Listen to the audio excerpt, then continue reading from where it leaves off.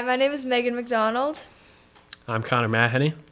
Welcome to the Fresh Start Project, where we interview formerly incarcerated individuals and reduce the stigma around reentry. Today we have on Dave Chabot, who spent 14 years at the St. Cloud prison working as a guard and 20 years in the field as an IRS officer. After retiring, he joined the board of directors at the Dream Center where he currently works. Dave's got a lot of stories, and we've got just as many questions. Why don't we start off with you telling us your story about how you got into the criminal justice system and working for federal agencies? Actually, state agencies. State agencies, Yep. Of course. I grew up in Duluth, grew up in a large family of 9 children, mom and dad. Went to high school at Duluth East. Started my college career at UMD in Duluth and wanted to transfer to St. Cloud State, which I did. Came down here to go to St. Cloud State. Started working part-time. I was working in the Crossroads Mall in a clothing store. Living in the south side of St. Cloud in a college house with a bunch of rowdy guys, 8 or 9 guys.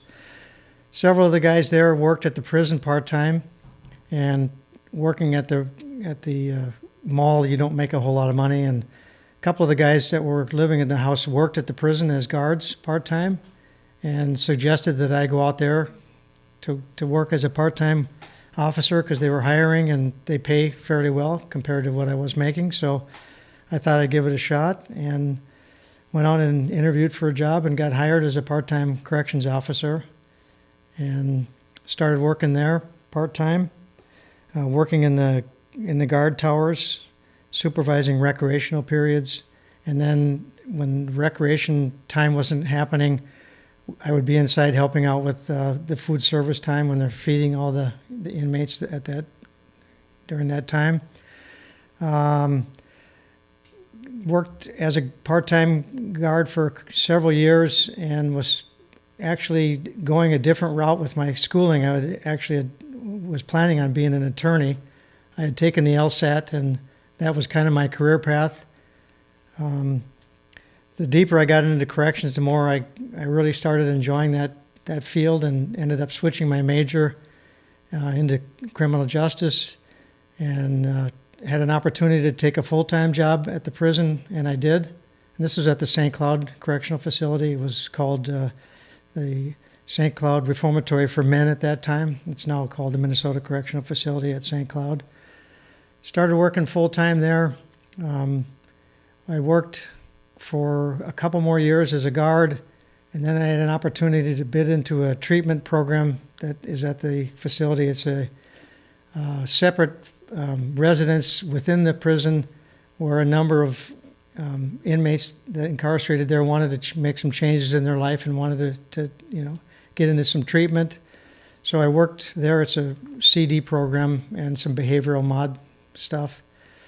It's a CD program. I worked there for several years and really enjoyed that. I had an opportunity to move. At that point, had moved out of being a uniform officer, and then I was in the treatment program. And from there, I had an opportunity to bid into a corrections agent internal, which was actually called caseworker back then. So I applied for that job. I got that job, and then I did that for the last 7 or 8 years before I left the institution.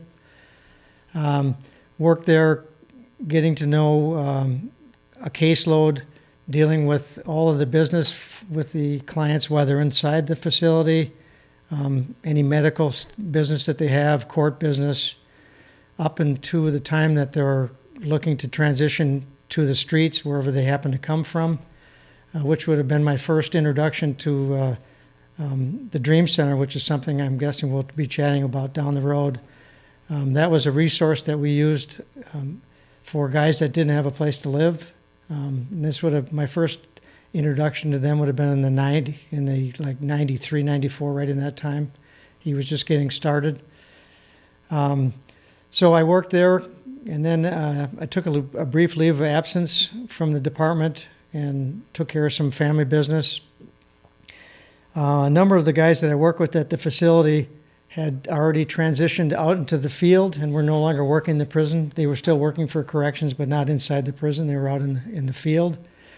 Real good friends of mine, and getting to know a little bit about that area of corrections while I was still in the prison, and then with several of my real close friends that had taken jobs out in the field. I knew when I came back that that's where I wanted to go. I didn't want to go back into the prison. I was a little burned out with the prison at that point. So I came back, and there wasn't a job open for a while, so I stuck around in St. Cloud. I live on a lake, actually real close here to St. John's, and I was training dogs at that time. I'm real big into dogs. I bred dogs and trained Labradors for a number of years. So I did that for about a year until a position opened up that I wanted to. I felt if I went back to the prison, I probably would have got locked into that, and then it might have been a little tougher for me to get out to the field. So a position opened up, and the warden that was at the facility when I worked there had left the facility, and he was now the supervisor of this field team that I wanted to join. So I had a fairly good connection with him, and I left in good terms. So the job opened up, and I was hired as an ISR agent. It's Intensive Supervision is the name of the position. The acronym is ISR. I took that job, and I worked in that for actually 22 years. I have a total of 36 years in the department. So I did that for the last 22 years that I've been in corrections. And so, relating back to corrections as a whole, what appealed to you about the occupation, business, prisons? Well, I guess it was a combination of things. I thought the job was exciting. Working at the facility is a whole different environment than you can imagine. The security is top. You don't leave keys laying around. I mean, everything is, you're dealing with a bunch of guys. You become a family. Everybody's relying on each other to maintain the security and the safety of everybody else and the inmates that are there.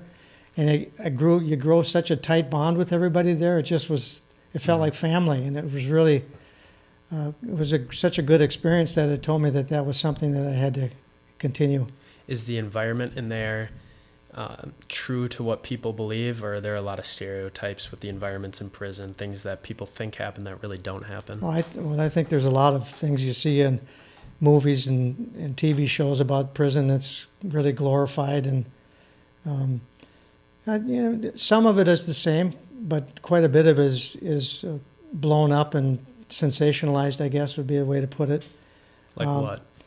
Well, a lot of things you see on TV that the inmates hate the guards and are, beating the guards up and this and that. And the reality of the life in prison is most of the inmates really, although they put on a facade like they hate the guards, and we used to be called screws back then, the reality is that the guards are there to protect them from other inmates, because the majority of the incidents that are happening are inmate to inmate, either getting stolen from, beat up, some prostitution issues going on, sex stuff going on. So the inmates get to know that the staff are not there as their enemy. They're there to protect them as well as their other staff in the facility. So there's a different feeling with what's really going on than what's portrayed in movies and TV shows and stuff like that. There's lots of bad stuff that happens out there. Don't get me wrong, with drugs and staff do get assaulted occasionally, or have during the times I've been there. There's been some riots there that I can share some of those stories about, some of those things that I've been involved in. But I think the biggest thing is that the inmates really, as long as you treat them with respect and like a human being, you're going to get the same respect back from them. So what have you seen in prisons? What's the worst things you've seen? Well, I can give you an experience when I still was a guard. I just started there. Back when I started the facility, they had a 10 or a 12-week training period before you could even start working as a guard, and it was a 8-hour-a-day, 5-day-a-week training. It was unbelievable training. You got to know everything about safety, the facility, inmates, mental health. I mean, everything. It was a quality training session. So after that was finished, then you transition into the position that they had open or you would bid into. I happened to go into being a guard in what's called custody. The custody is the area that deals with the recreation, the feeding, the inmate movement, and all of that kind of business. And that was the area that I moved into. Anyway, I was a part-time guard there, and I'm guessing it was in the first week to 10 days that I was working there, still green, still scared, still not knowing. I mean, I'm not a big guy. I did grow up playing hockey and, was fairly okay taking care of myself, but moving into the facility and having the door, these big iron doors slamming behind you was pretty intimidating for a 20-year-old kid. Right. So you walked in there. Anyway, this particular evening that I'm sharing, we meaning the guards, got a tip that there was going to be an attempted breakout. There was a meeting going on in the Indian culture room where they were having their weekly meeting to talk about their heritage and their religion and everything else, and that's in a separate building in the ground floor in the institution wing or the education wing. And I remember getting the call that I had to come down there and rush down there with everybody else, and we met up with all the security squad and got a quick briefing that this stuff was all developing on the fly, that they were supposedly cutting bars because the office that they held this meeting in was an outside wall. They were sure there was several feet of granite and bars, but outside, if they cut the bars, they were right on the outside of the facility, so it was a hot wall. And the word was that they had some help from the outside and they were cutting bars. And here's this 20-year-old kid that's been in corrections for 10 days having to go in to crash into this meeting, and God knows what I was going to find when we went in the door. But I walk in there, or run in there with the security squad of a half a dozen great big huge guys from the security squad and a couple of us part-timers that happened to be available to join. And I'll never forget that day as long as I live, how scared and nervous I was walking in on that. They had cut some bars, but it wasn't as close to them getting out as we had maybe thought that there might be. And in fact, I'm a part-time 10-day old prison guard, so I'm not going to get all the intel anyway. I was just there, to support everything that was going on. But so that was probably one of the scariest times, not just because what was going on with it, because I've been there for 10 days and I'm a 20-year-old kid, and it was just a real traumatic, scary thing. Yeah, that's really something that'll get you going into the occupation, I guess. I mean, seriously, like first 10 days. Yeah. I can't imagine. It was pretty scary. So if you got this tip, this was a private meeting, right? It's the Indian culture group of, I don't remember exactly how many. There's probably 20 or 30 Native Americans that were in this meeting, and one or two guards that are on the outside. We don't go inside there for privacy reasons. They're talking religion, but there is a guard that was stationed, outside of the door, and he heard something, or he well, saw. no, there was. I don't remember exactly how the tip came through. It didn't come to me. It came from I'm guessing some snitch told a guard somewhere that there was something funny going. That's usually how things go down out there. Somebody starts talking, and then the word trickles to somebody else, and then it gets to staff, and then it kind of takes off. This thing just happened so quickly, it just kind of blew up right there, and it had to be dealt with right at the spot. And do you think that your training prepared you for what 100%. you were walking into? 100%. Good. I mean, I don't know the training at the facility anymore. I know it's nowhere near the kind of training that they have when I started, having seen the cutbacks. I mean, the money is always the issue, and so it's less rigorous. Definitely, standards are lower. Definitely. I mean, I think there's still, the safety and security is still, in the forefront, but I think they just don't invest the time and the money that they used to back when I first started, that they do now. So what did you have to do for your training? Well, I mean, we trained on scenarios. We learned about the psyche of the offender, about not believing. I mean, inmates are always trying to get into your head. An inmate is, especially for the new guys, the inmates, there are always, not every one of them, but a lot of them are gaming, trying to get their needs met, whatever it is, if they want dope or favors or whatever. So they're always trying to manipulate a guard. And quite often they'll pick out a guard or several of the newer guards to try to put them in some kind of a weird position with favors or whatever it is. And then at that point, they got a leg on you, and they say, if you don't do this for me, I'm going to turn you in for giving me a little extra food or whatever. And then it kind of snowballs from there. And then a guard might start bringing dope in because he's afraid about getting told on for some of the lesser things. So the inmates kind of try to pick on somebody and pretend like they're your friend, but they have a deeper motive to try to get in and they're hustling. They're hustling. To try to survive. Exactly. Yeah. So I mean, those are the kinds of things that they train you to watch out for, and to make sure that you're talking to your coworkers and your supervisors to let them know if any of that stuff's happening. I mean, I started there, and shortly after I was there, I saw guys that got hired as a guard that didn't make it a week. They were already bringing dope into the facility, and they already lost their job. They got fired. Wow. I mean, that can happen that quick. So, I mean, those are the kinds of things that you get trained on. You get trained on first aid, the whole criminal justice system. You get trained on the corrections. The Minnesota corrections is divided into 3 areas. There's institutional services, which is the prison systems. Field services, which is the working out in the corrections in the field, which is what I did the last. And then there's financial services that deals with all the money and all the business end of things. So I worked in 2 of the 3 different areas of corrections. So you learn everything about what you're going to be involved with corrections. And I think we'll pick back up on that. Let's take a quick break. We got to fix your mic. Okay, welcome back. Megan.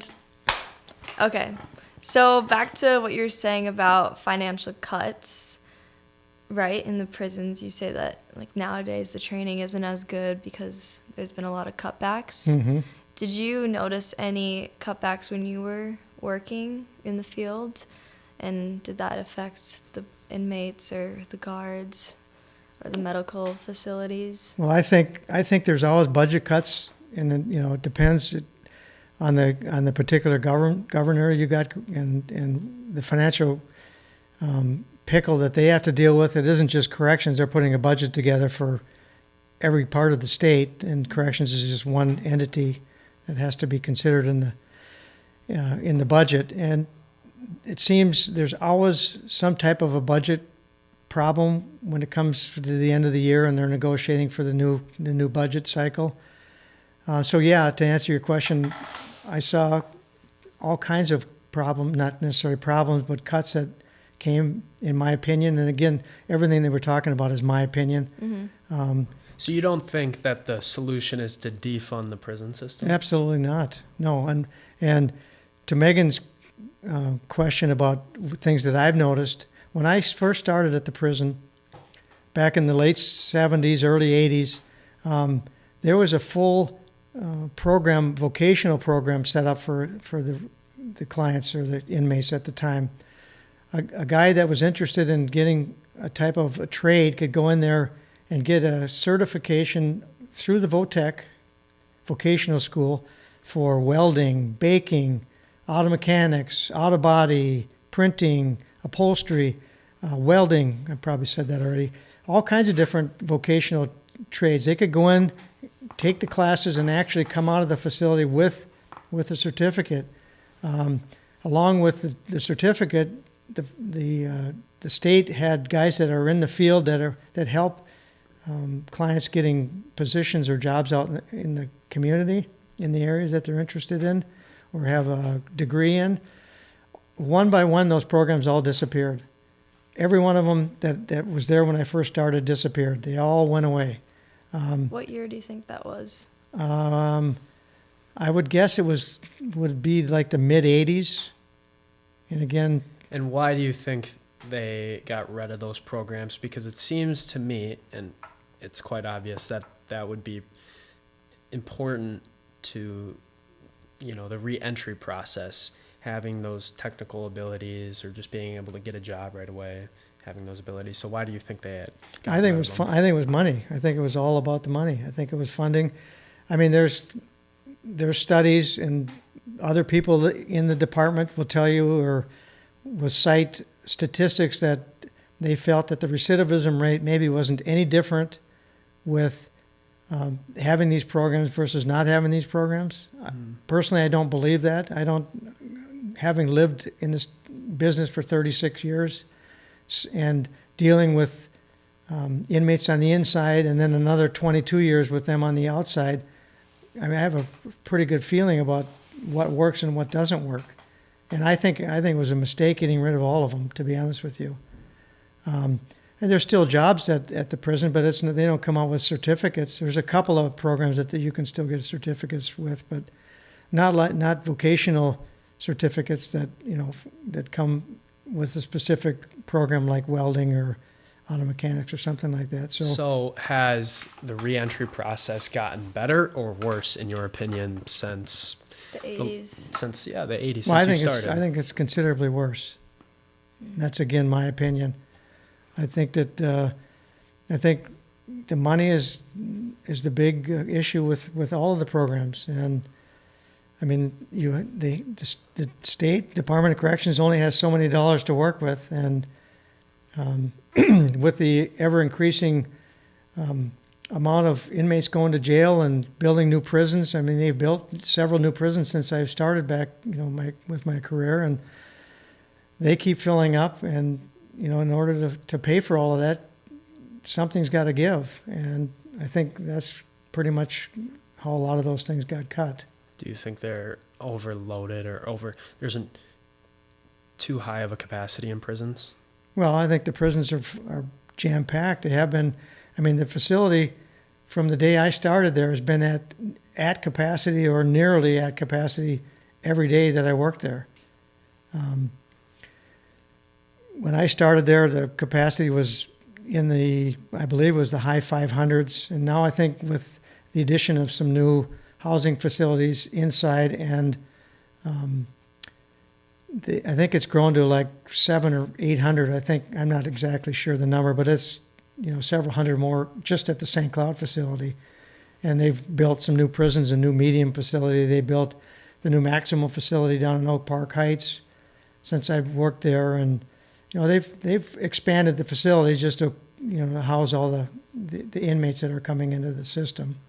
So considering capacity, have you ever met an inmate where you thought their sentence time was unfair for the crime that they committed?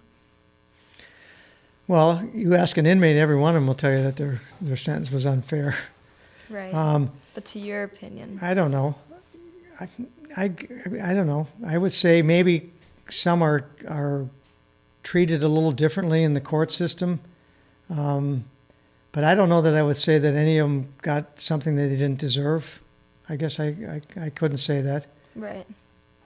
Because it was a crime. But in our honors class, we read about people who would commit the same crime, but because of the state that they were in or the timing of it all, they were given way different lengthy sentences. Well, I think you're going to find that in any state. You're going to have discrepancies in sentencing. And also some racial component could add into that too. And now with the decriminalization of all the drug, the marijuana and all these other things, there's a lot of guys that are still in jail for a lot of these crimes that, wouldn't even be a crime if they were picked up for today. So, there's a lot of things evolving in the department. Mm-hmm. But I guess I can't pick one out.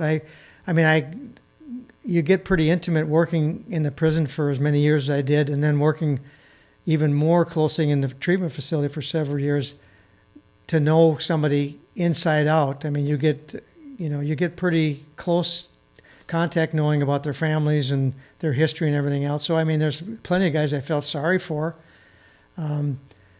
Plenty of the other guys that I think maybe probably should have got tougher sentences than what they got. Yeah. So I mean, it can work both ways, I guess. So I'd like to switch over to the your time in the field as an ISR officer agent. What was your experience like doing that? Okay. Being an ISR agent, similar to a corrections agent now, or a parole officer, I mean, there's a common misconception about people in the field that work in the department. There's corrections agents and there's parole agents. And the big difference is parole agents are dealing with inmates after they've been to prison and after they've done their sentence.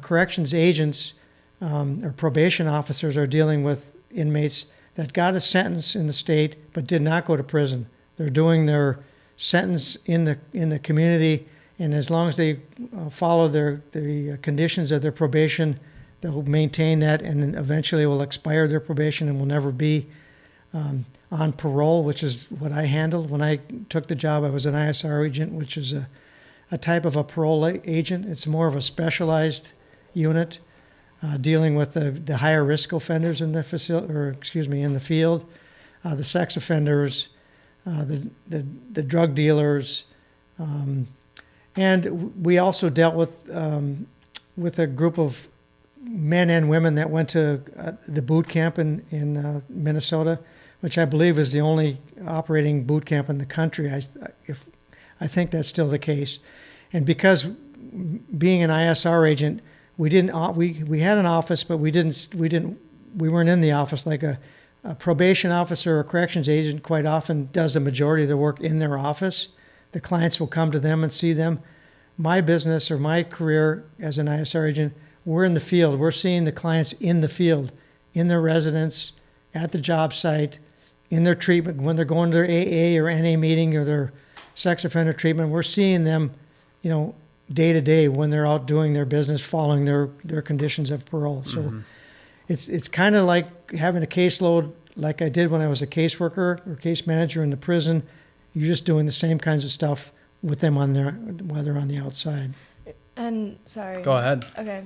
And what are some of your most memorable stories from working in that field? For how long as an IRS? ISR 20. I worked for the ISR unit for 22 years. 22 years. Yeah. So I was gonna go off of that. Like Yeah. you said, you had a no-knock warrant, so obviously the police would work with you guys to go into houses. Did you ever experience anything crazy while I had doing that? had all kinds of different experiences with that kinds of thing. When I first started the Intensive Supervision Program, or ISR unit, started out from a crime that happened actually in St. Cloud. An inmate, Scott, I don't know if I'm supposed to say last names here, so I won't. Inmate Scott got released from the St. Cloud facility for a crime. He was a sex offender, and part of the conditions of his release were to go to a sex offender treatment program in the Twin Cities.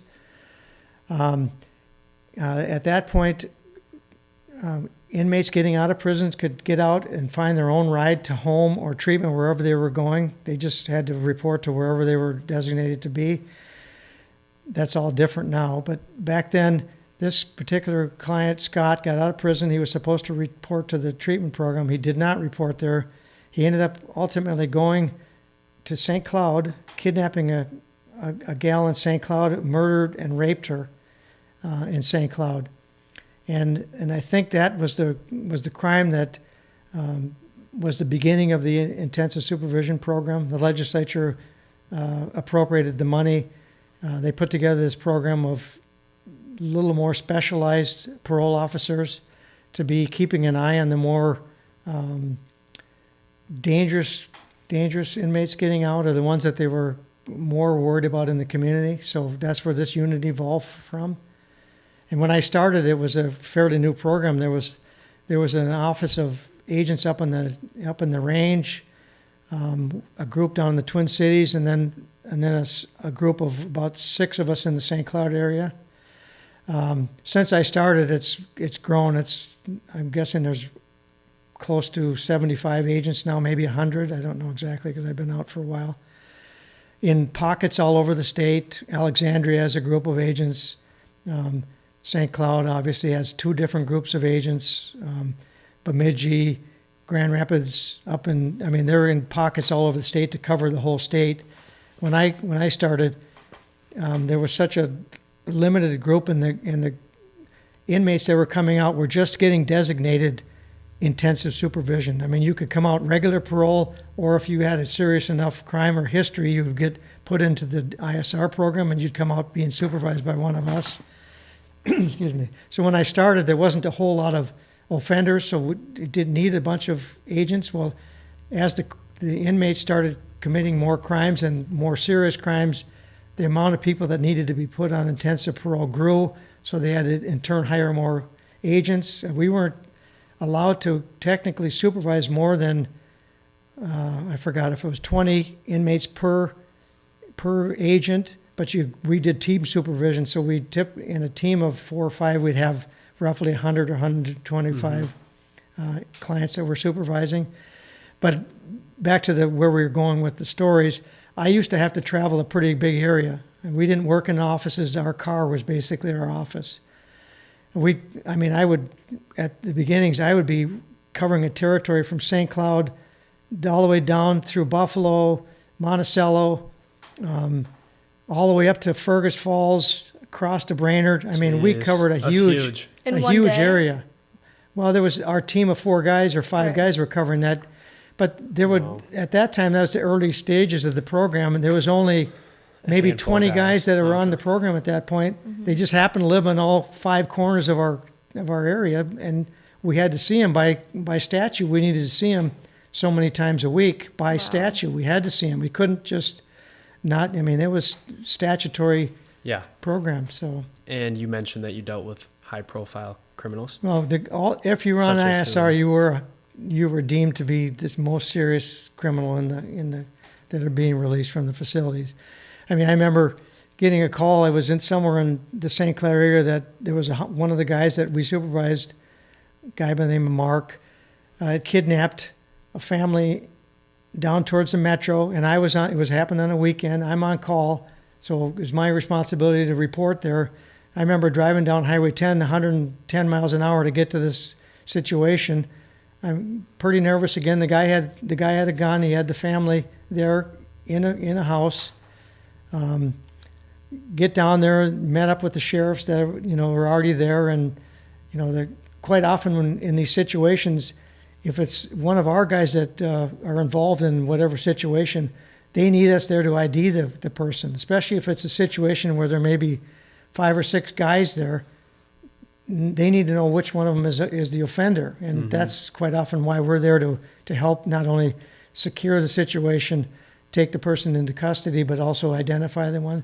With this particular one, I remember flying down there, and they were negotiating with the guy, and it ended up turning out okay, but it was a pretty scary situation for me going into a. And so it worked out. It ended up working out okay, and. How were you guys able to get the situation to kind of dissolve? Well, he ultimately, between the conversations with the family that he had taken hostage in the house, and the negotiators that were there, and the conversations we had him, he just decided that, he knew that it was no way out for him. He didn't want to lose his life. And I decided that, he probably was better off just giving up, or things would have ended up worse for him. So ultimately he did give himself up and went in, he was taken into custody. Then why do you think, in your opinion, that he held the family hostage in the first place? What sort of leverage does he gain by doing that? Well, this is 25 years ago. I don't remember every part of the situation, but it was something. It was some type of a family dispute is how it all started. I believe the guy was drinking at the time, which would have been a problem for his conditions of release, which would have sent him back to prison. Nobody on supervision can do drugs or alcohol. So it was a combination of those things. He didn't want to go back to prison. There was some type of a domestic with the family, whether it was his girlfriend or wife, I don't remember exactly. But he felt that things were heating up for him, and that was his way out. He ultimately, whether he sobered up or just thought things through that it wasn't working out the way he wanted it to, he ultimately gave up, and he went to jail that day, and then went to a violation hearing. And I remember going to that hearing. He ended up ultimately going back to prison for that event. So I'm just so curious about these negotiations, because what do you say during that situation to get a guy who has a gun, who's holding a family hostage? Like, what do you say to calm him down? Is there a psychiatrist there? Well, there wasn't in this particular, and I really wasn't. I mean, I had some conversations, but I wasn't the negotiator. There's trained negotiators, hostage negotiators that work with all the law enforcement agencies all over the state. It would have been somebody from the sheriff's office. I believe it was Wright County at that time. Would have come in and handled that case, because the offender, you deal with the sheriff's office from whatever county they happen to be residing in. In that particular event, if I remember right, was Wright County. So they would have been somebody from Wright County. I was just there in helping out in that situation. I wouldn't have been the one. I mean, I've been involved in ones where we did the negotiating. Okay. But those are ones that just pop up in the spur of the moment when you don't have. This is something that was developing.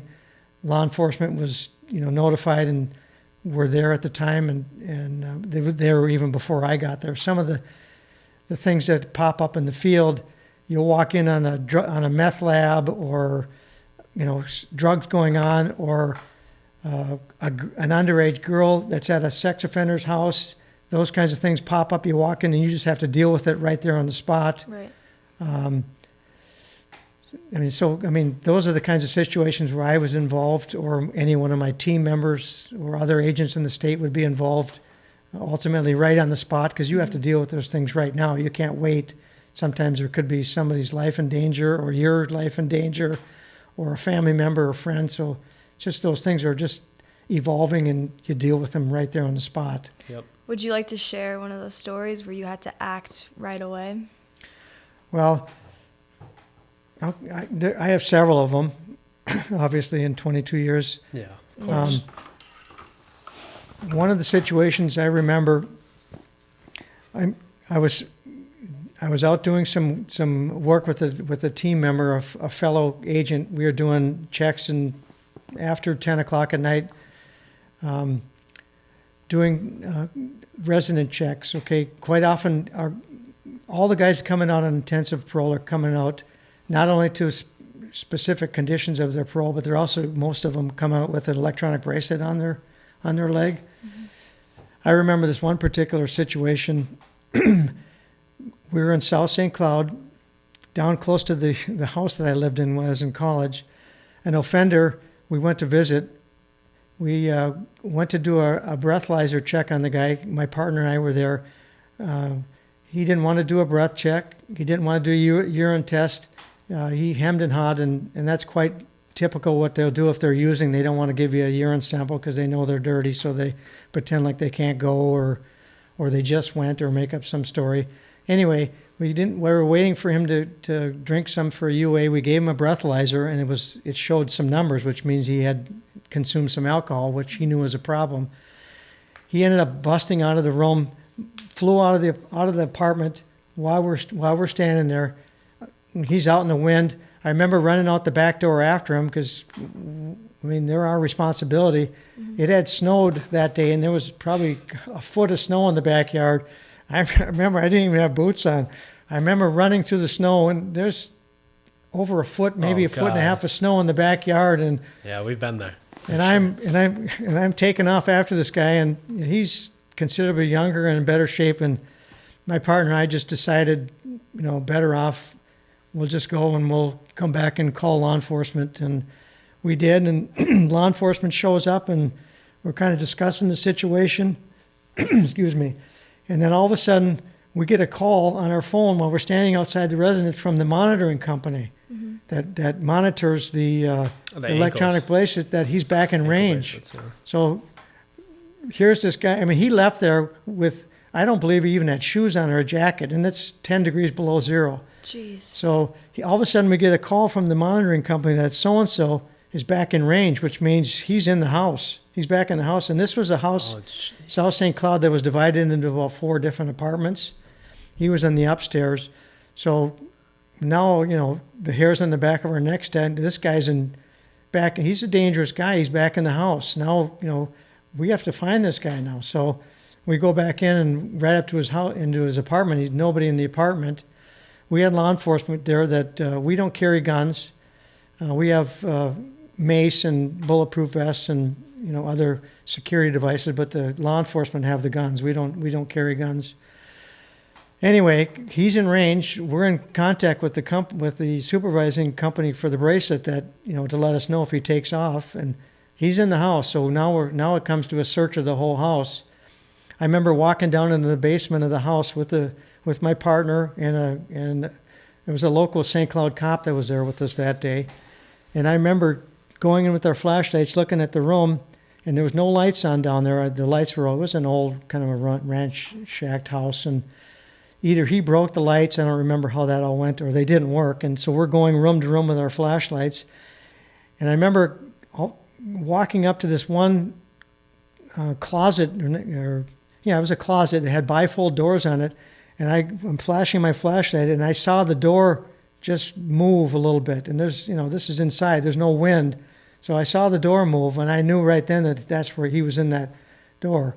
So, quietly I motioned to the cop who has the gun to come up, and I'm opening the door, and I'm looking over my shoulder, and here's a service revolver right there, and I'm staring at it, and and I got to ID the guy, and I whipped the door open, and here the guy was. He didn't have a gun. I didn't know whether he did at that point, but he didn't. That one again turned out fine. We took him into custody, but that was a pretty scary. You gotta take some guts. That takes some guts to be able to do that. It's the ultimate game of hide and seek. I mean, for him. I mean, it was for him as well as us. Yeah. Maybe he was just playing hide and seek. I'm just kidding. Yeah.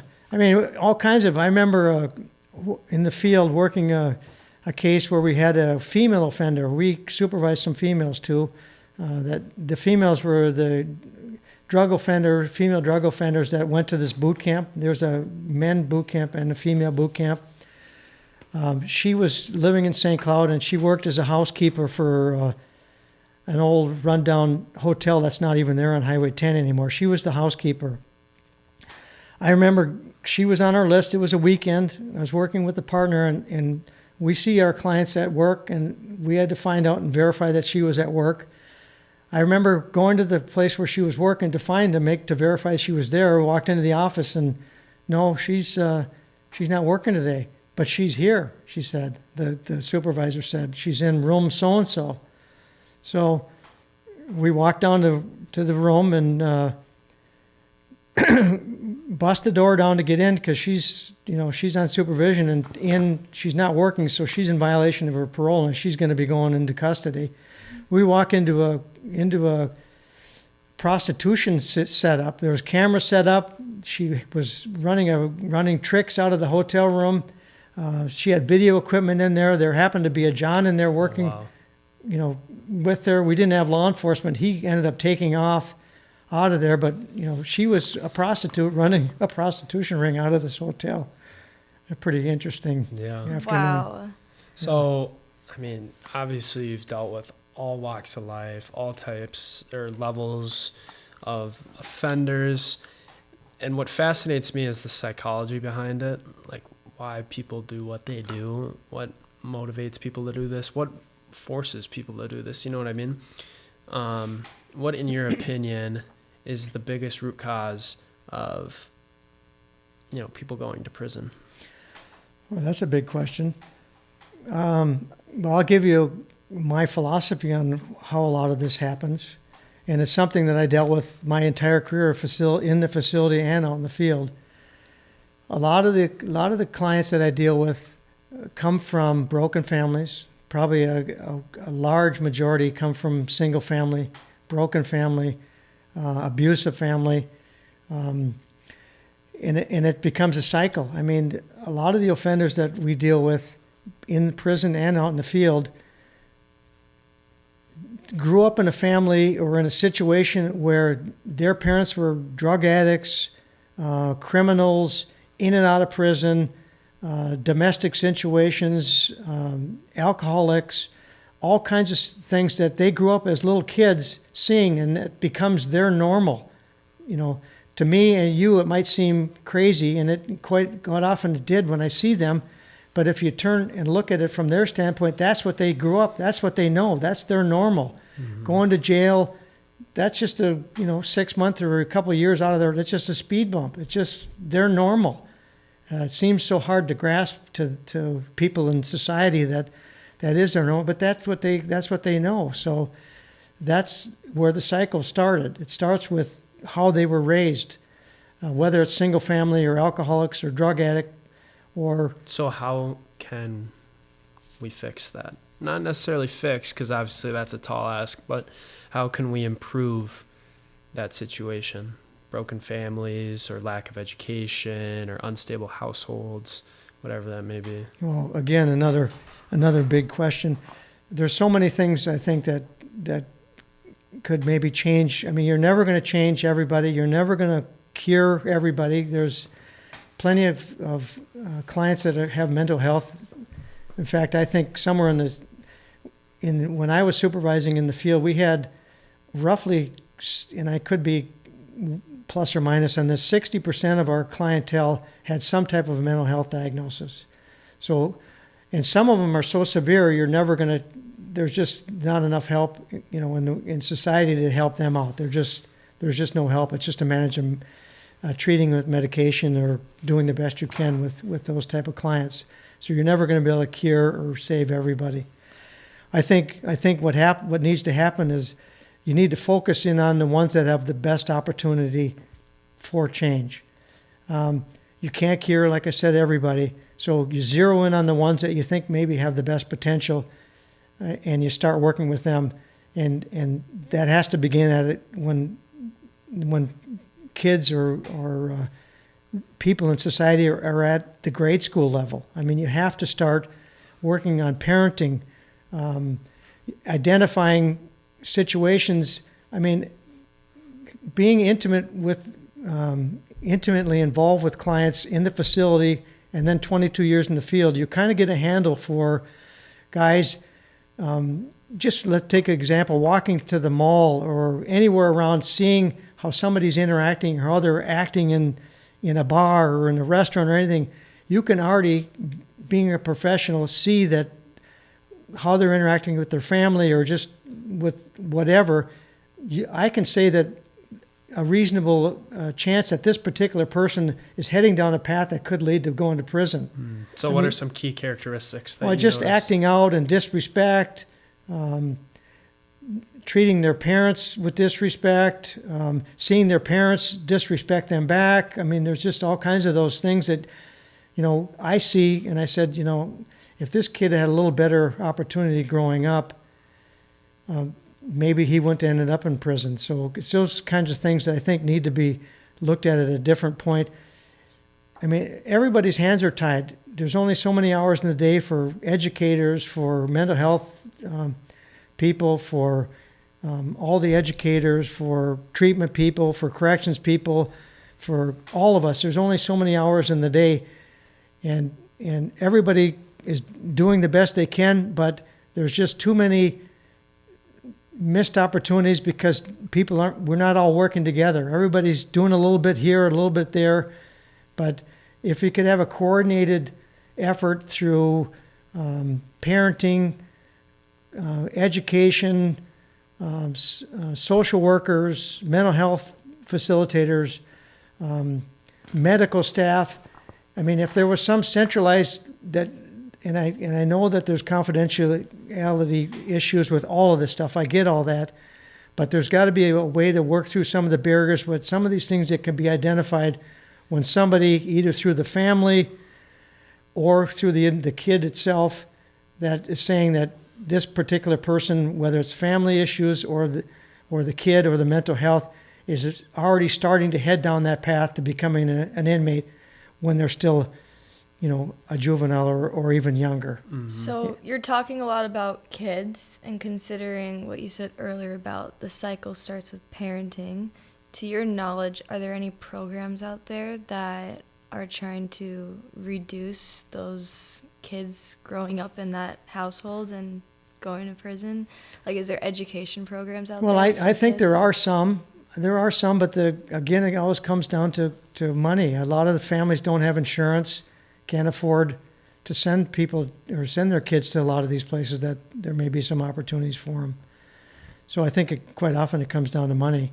It really seems like did the chicken or the egg come first type of problem, because you can say, well, okay, unstable households leads to, mental trauma, yada, yada, yada, but is the unstable household the root cause, or is that lack of money? Is that due to racial injustices, or is that due to economic injustice? Or, I mean, you could go on, and you could keep drawing, root causes from everything. It's such a complex problem.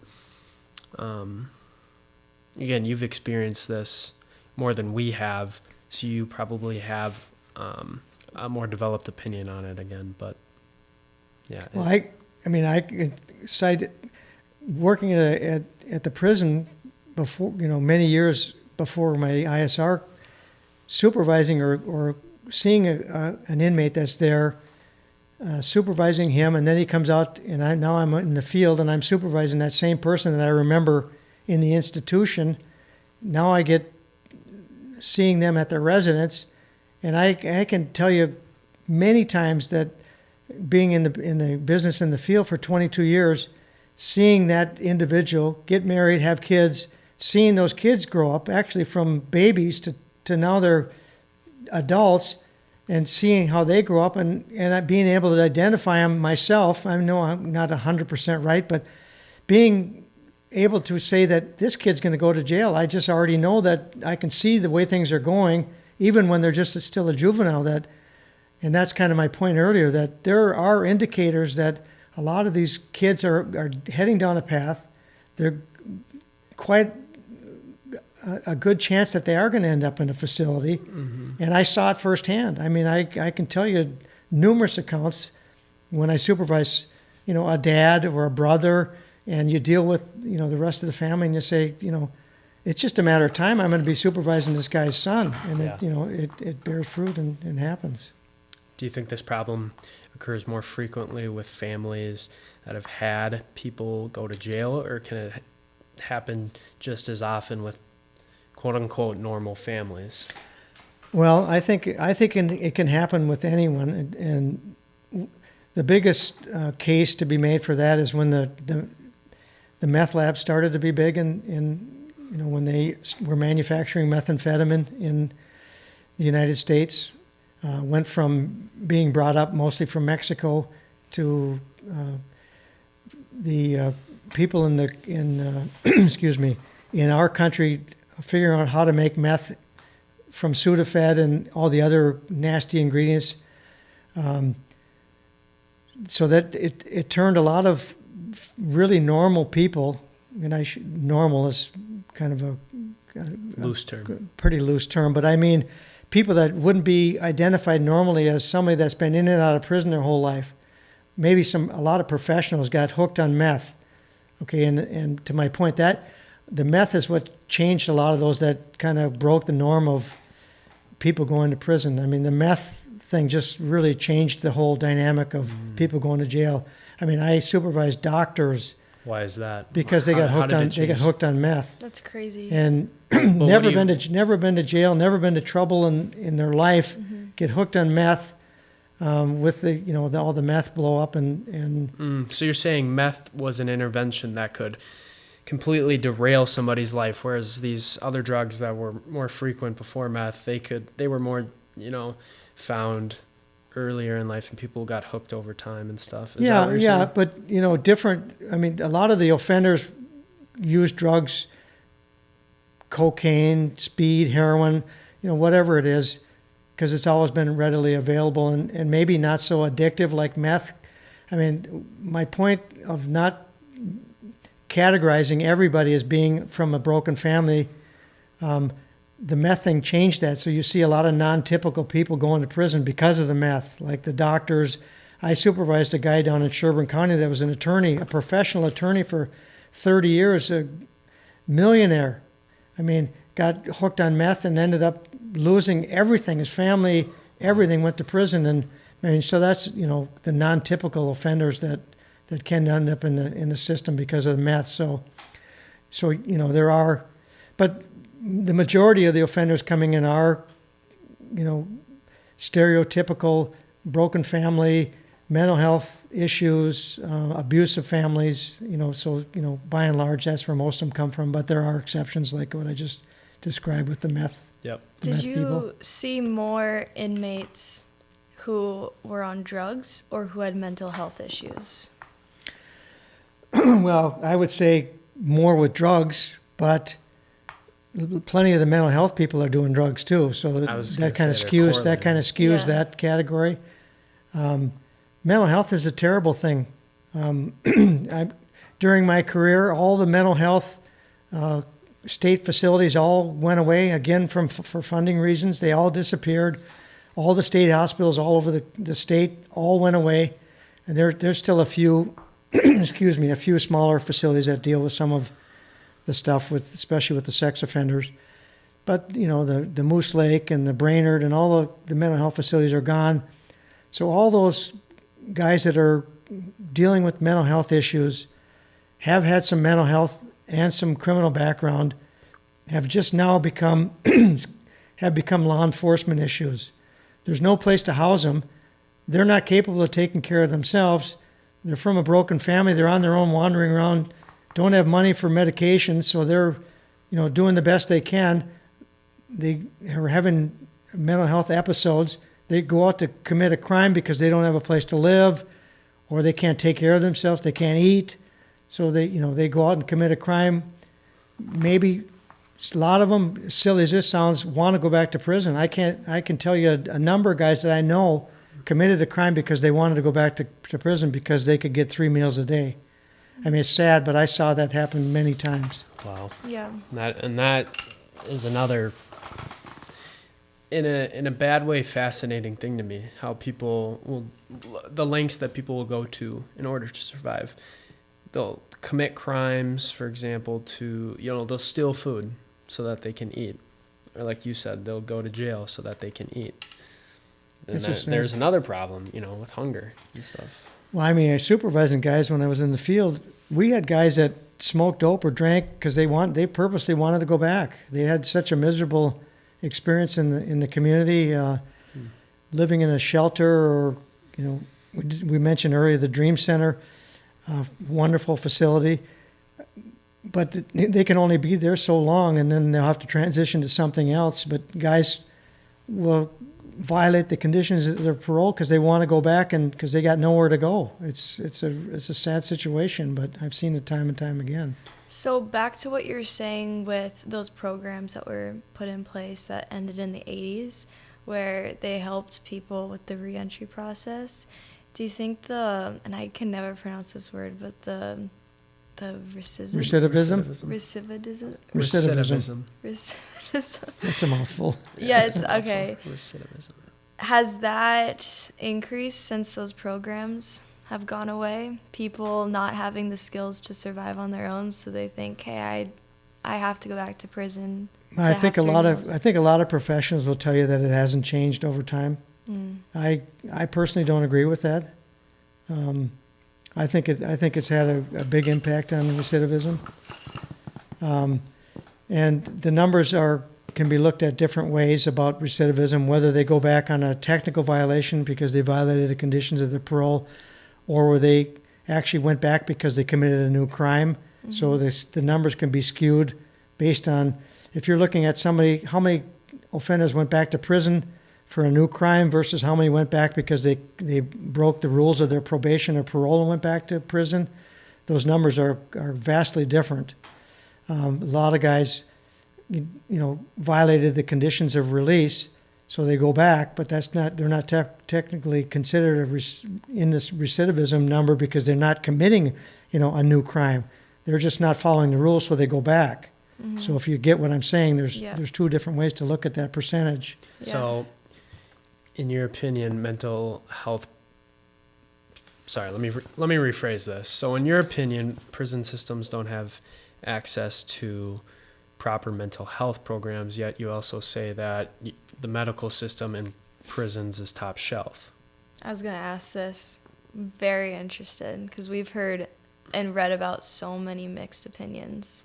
Well, excuse me, the one thing you're going to hear about the offenders is they're always going to complain about everything. That's just the nature of Why?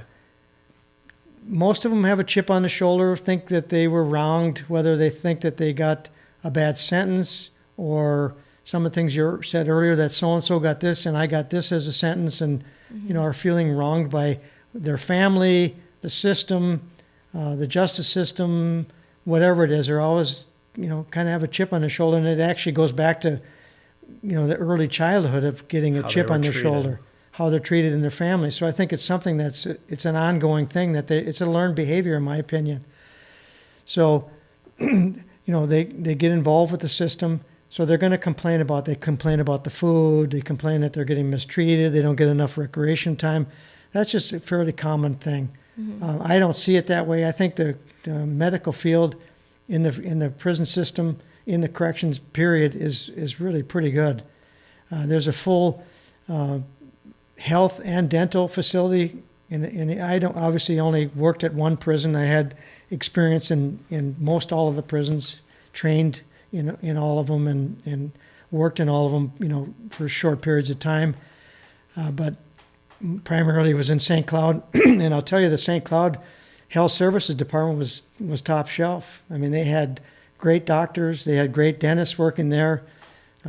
We've had people on the podcast mention how the doctors aren't well trained, specifically mentioning that they drank their way through college, that they were the lower part of the class. We've also read credible articles saying that the medical system in prisons has been claimed to be underwhelming. Okay, well, I think you're going to get. I can't talk the whole United States. I have a very narrow scope, being Minnesota and specifically St. Cloud.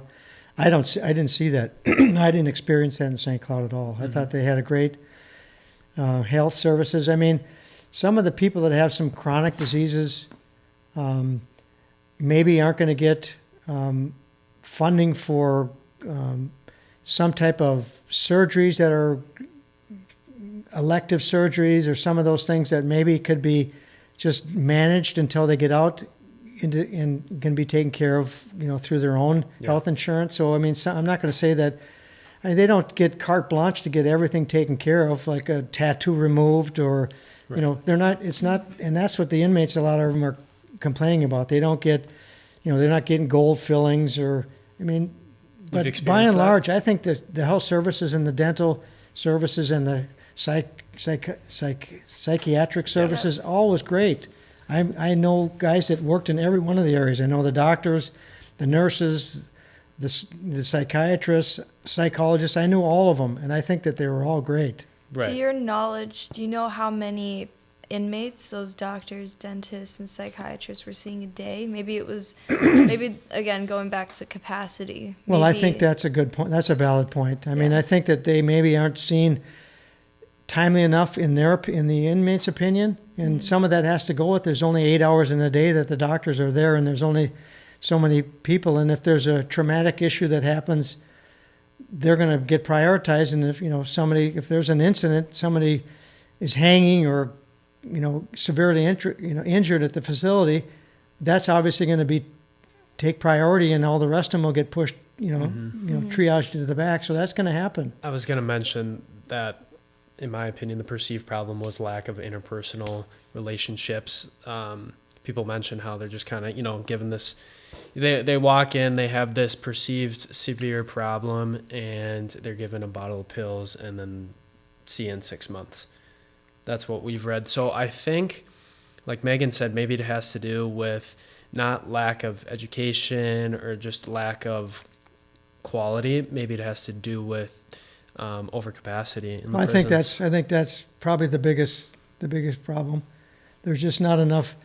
There's not enough money to fund an endless supply of doctors and psychiatrists and dentists, and everything else. So, and that's just the way it's going to have to be. There isn't an endless amount of money, and like I said earlier, the inmates, by and large, complain about everything.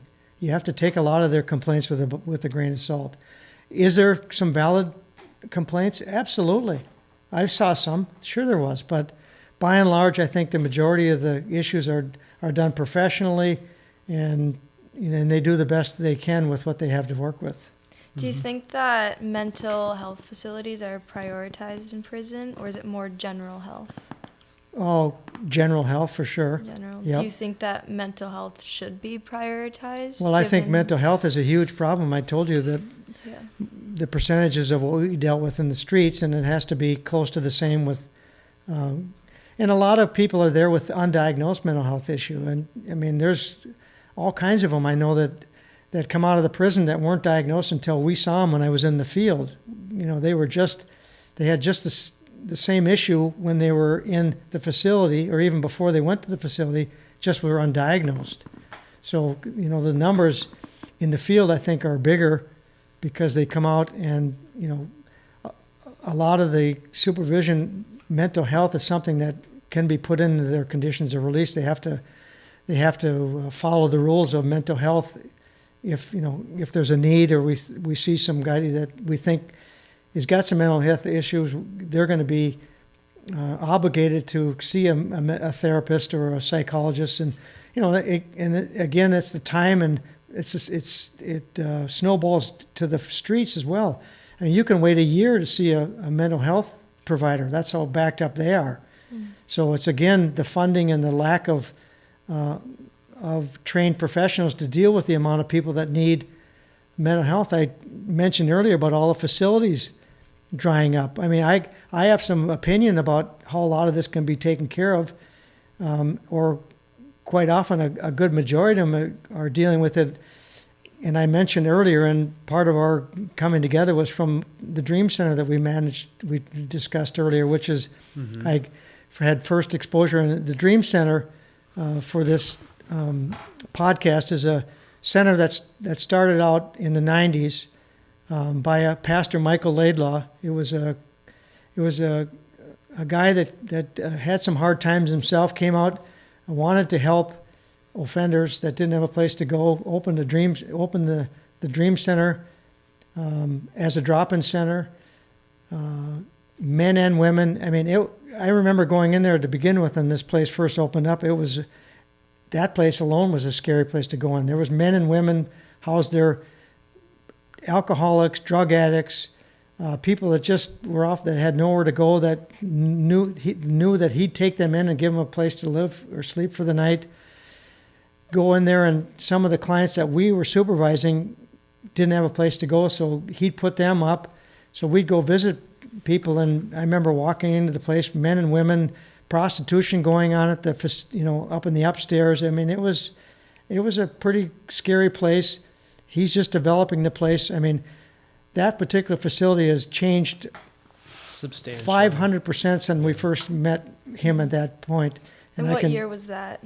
That would have my first encounter with him was when I was still at the prison, moving guys that didn't have a place to go into the St. Clair area and directing them to go to the Dream Center.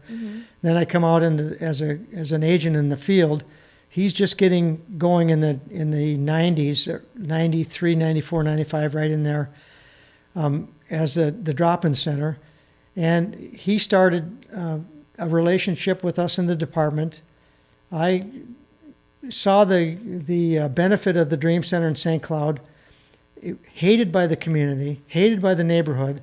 Here's a guy that they all thought was a do-getter, bringing criminals into their neighborhood, give them a place to see or to sleep. What the community, law enforcement, maybe not so much, but the neighbors and this whole entire community ostracized him. We're fighting to shut him down. What I saw as a professional saying that it's a lot safer and secure for an inmate or somebody that's being supervised in the city to be in a place as opposed to living under a bridge somewhere in St. Cloud, stealing because he's got no money to buy food or nowhere to live, and he's going to go commit a crime. This guy started that place, begging donations, money out of his own pocket. Ultimately, through a lot of hard work from him, now he's got 4 different buildings there, developed treatment programs. He has sex offender treatment. He has AA and NA meetings at the facility, religious services there, mental health programming. He has his wife is a mental health provider and a treatment facilitator. He follows the rules of all of the probation officers and parole officers that are putting people there, having them follow the conditions of our requirements there. He maintains all of our rules there and making sure they're following our rules. He's got a camera system there. He's got vans that make sure the clients are getting to job interviews, to their treatments. It's an unbelievable facility. Yeah. And, dealing with the mental health, and I had mentioned earlier that I think that if the Department of Corrections in the state would take the program that he's got going on there and model it in areas all over the state, I think it would be a tremendous benefit for security, safety, community, for the community and for the clients coming out. It's just amazing what happens with the support that he's given at this place. It's just amazing. It seems like he's really endured a lot and that he's found a vocation in doing it. It's been great to sort of immerse ourselves with that. We try to visit the Dream Center a couple times a semester, and hopefully we'll have Pastor Michael on at some point.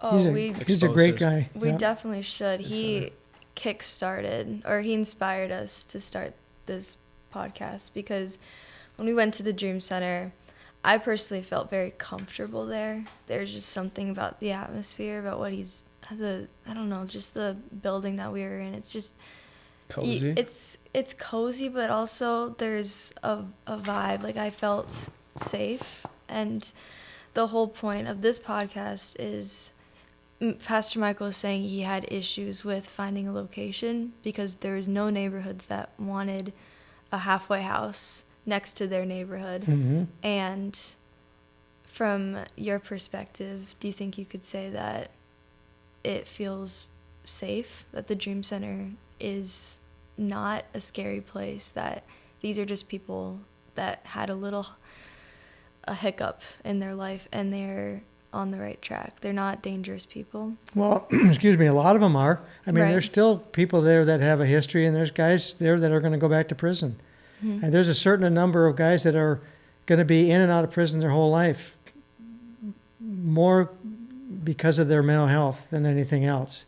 And that's just a reality of it. They just don't have the tools to work with. And that's a safe place there to even deal with the guys that are, that far gone with mental health. Mm-hmm. He's there to work with their medication. He has medical staff coming there doing med management with the offenders, which is amazing. And when he first started, didn't have any of that. So they're at their own to take their own med, make sure that they're taking them. Now he's got med management there. I mean, it's just really quite a benefit. And would I want that in my neighborhood?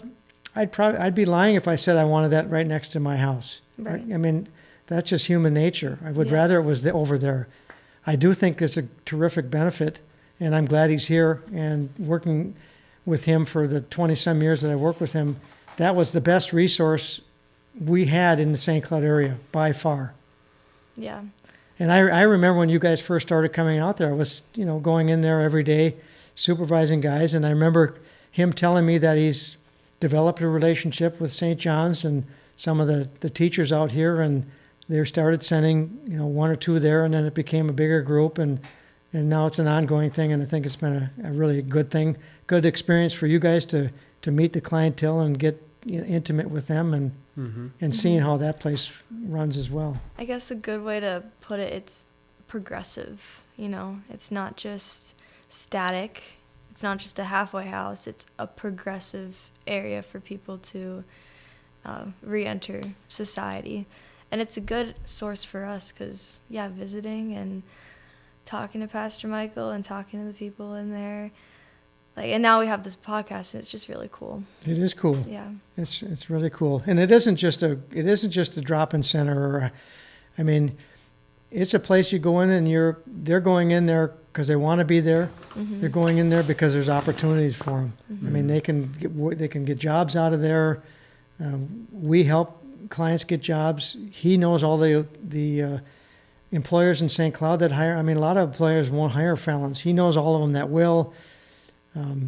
He's got the treatment that he provides there, plus working with all the treatment providers in St. Cloud, the NA and the AA and the sex offender treatment programs. He works with all of them to make sure that they're getting to those meetings. So there's just a lot of opportunities for somebody to be successful if they want to be. Yeah. So on that note, we'll wrap it up with the final 3 questions. The first being, of course, what is something that you took for granted when you were younger that you realize now is more important? Well, we've chatted about it a lot today. I took for granted growing up in a solid family with a solid morals, solid family, going to church every Sunday. I mean, I really took that for granted. I didn't appreciate my parents for the hard work they put in, especially my family or my parents raising 9 kids. I mean, there's food on the table at every meal, and you just take all that stuff for granted. Nowadays I look back and say, I don't know how they did it. I mean, how they managed to take care of 9. Not one of us went to jail or is chemically dependent or alcoholic. I mean, we all had good morals and good values, and now that's translating to my family, my kids, and all my brothers and sisters. It just all, kind of took off, and something that I really took for granted as a kid. And I look at it now and saying, that was an unbelievable experience for me, and something that I can really appreciate now that I'm an adult and look back on it. Mm-hmm. I'll ask you the inverse next. What is something that you put too much importance into when you were younger that you realize now is less important? Well, I mean, again, growing up in a family of 9 kids, I always had hand-me-down clothes, hand-me-down everything. We only had 1 car, and I always envied the kids that had everything. They had all the name brand everything, and wished that I had all that kind of stuff growing up. I look at it now and say, it was just stuff. It's so insignificant now in hindsight that it was silly for me to worry about such small things. So what's the key to happiness or fulfillment in your opinion? Well, I think just being happy with what you have. I mean, everybody has opportunity to make things better than what they have and not dwell on what you don't have.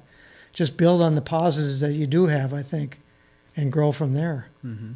So what is one piece of advice for the future generation, maybe building off of that? Well, I think for me personally, I think setting goals for yourself, I mean, it can start early. Like I mentioned earlier, I do have some regrets, even though I love my career, of not being an attorney. That was kind of a goal I had and I have regrets for that. I don't regret my career. I love every bit of my career, but I mean, there are times that I wish I would have stuck with that. And I think setting goals for yourself at a young age, I mean, I'm not talking preschool, but, maybe grade school or middle school. Start setting goals for yourself, short-term goals, not unachievable goals that you want to be a doctor or a lawyer but short-term goals.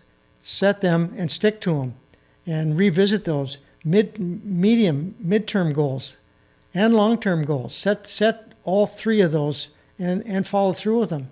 I mean, had I done that, I might have gone in a different path, and maybe it would have been better, maybe it not. But I think that that's something that people growing up should do. They should set goals, and you should stick to them, revisit them on an ongoing basis. And because it gives you path and direction. You got direction, exactly. You're not wandering around trying to figure out what you're going to be or who you're going to be. You can follow a path, and I think it gives you an opportunity. It's awesome. Great. Well, thanks for coming on, Dave. That was fun. I enjoyed talking about that. Maybe we'll have to have you on again at some point. Well, this was great. Yeah. I get to babbling a little bit, and I apologize for that. No, but totally No. fine. I'm passionate It's actually about this, fascinating, as so- you can You're imagine. very interesting to listen to. So, anyways, we'll wrap it up. Thanks for watching the Fresh Start Project. We'll try and have another episode out here in the next month.